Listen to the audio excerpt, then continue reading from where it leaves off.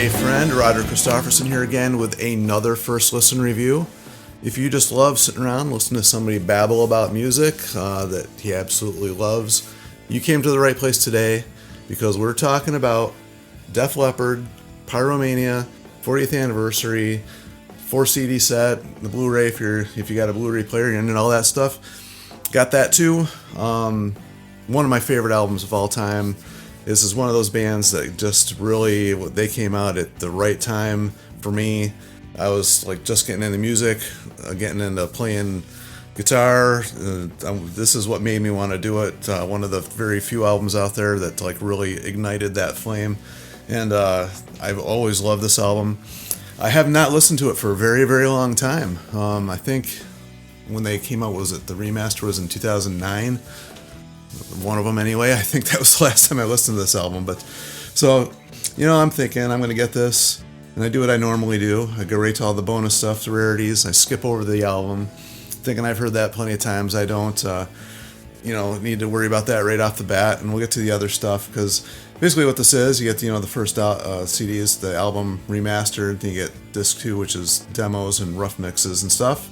And then CD 3 is an unreleased live performance from Germany, 83, December of 83. And disc 4 is one I've already had. I think this came with the other version of, I don't know, I've got a couple different versions of this album anyway, but it's been released before. That one was the live at the Los Angeles Forum, and I've heard that one a couple times, so I wasn't super excited about that one, but I guess it's part of the set here, so got it anyway. I actually have not even listened to that disc yet. I'm only 3 in, and I decided, all right, I'm not going to wait any longer to talk about this one. We're going to get right into it. And so it's exactly what I did was I jumped to disc 2, and I went to all that extra stuff. I actually listened to this a few times through. I thought it was really cool. There's like a new song on here, but there is no singing on it. It's called No You Can't Do That, which is like a completely studio recorded song. They just never put any vocals on it.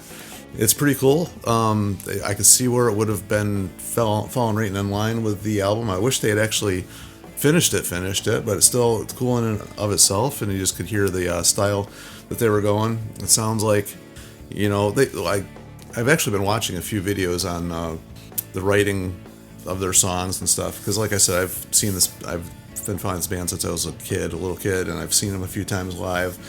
And they're just one of those bands that just have that right blend of melody and heaviness, and it's just like one of those things I've always kind of aimed for when I was first trying to write music. It's that's what I want. I want melody and I wanted heavy all at the same time. And this is back when I think they were heavier in their earlier days, and this is right when they were coming up with some really cool riffs and stuff. And I forgot where I was even going with that, but anyway, you can hear that in here.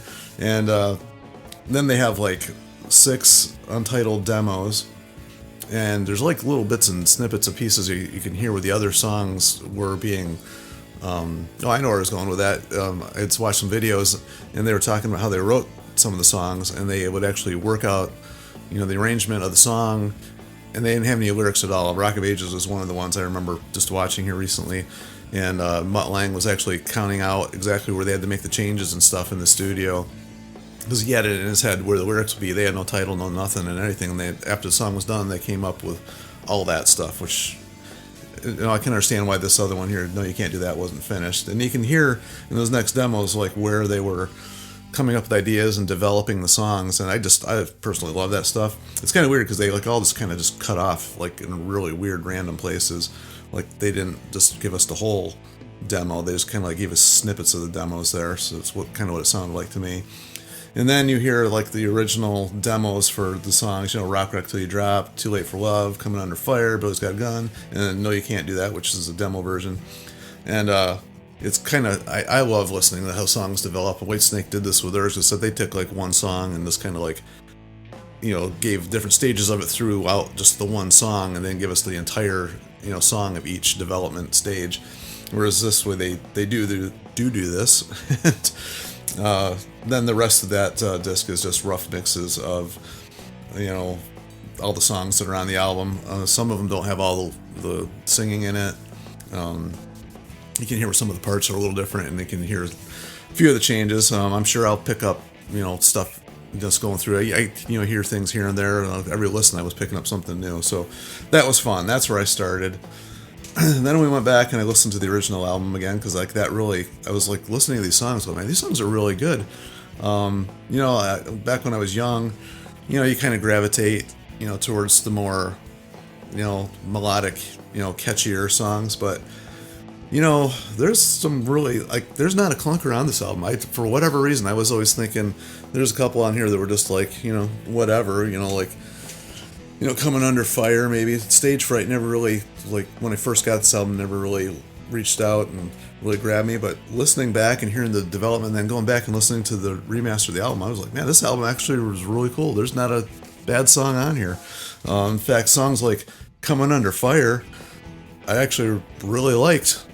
So I guess it's kind of nice when you don't listen to an album for a while and you go back after years and you listen and you hear stuff that maybe you never would have heard before. So that's kind of what it was, kind of nice just doing that, I guess. I don't know what I'm really trying to say there, except that sometimes taking a break from something and going back is kind of a cool thing. So, and I just got done listening to disc 3 of this, which is only 6 songs. I guess they were part of a festival, and they were not very far up. They weren't huge at this point in time, so they, this is like early in their career, and right off the bat, I noticed the pace, like the tempo of the songs was like way faster than the record, and you can hear the energy in their playing. And Joe Elliott, man, he was singing his butt off on this one.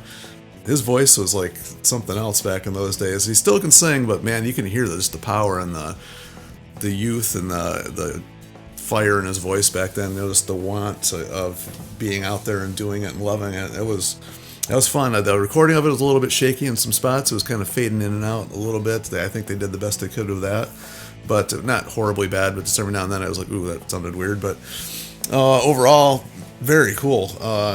And they played most of the songs on that were from the Pyromania album, but they did end with Wasted, which is actually one of my favorite Def Leppard songs, so that was kind of cool. I really like the early Def Leppard catalog. I've liked everything they've done. There's different stages, obviously, they've gone through, and they've tried some different things. But this is like back when they were like just on fire. They had that cool amount of heavy and melody. This is back when Mutt was taking them and took him under his wing and was like really developing them. They never heard recording like this. This is like the first album you really heard recorded like this, and it's like the first one he really did this way. And then you can hear from this point on with Def Leppard and as well with Mutt Lange, what he did with other bands from that point on. And his whole style really changed starting with this album. So it was actually really fun going back and listening to this. I'm not going to rate it. It's like Def Leppard. I was going to love it no matter what. So, which I really did. I really enjoyed this. So if any of you guys out there, as always, welcome your comments. Feel free to share any stories you might have. It's like funny. One of the first concerts I ever went to is I ended up taking my sister once. We had like 8th row and Tesla was opening up, and this is like, Hysteria tour, but that was one of my best memories, and there was a lot of pot smoking going on, and my sister got a little sick from it, but still a good show nonetheless. I think she ended up enjoying it by the end anyway. But anyway, that being said, like, share, subscribe to keep this music alive. I hope these guys keep doing it for quite a while. I've been really enjoying what they've been doing, and it was fun going back and listening to this again and hearing some new stuff along with it. So anyway, until next time, we will see you.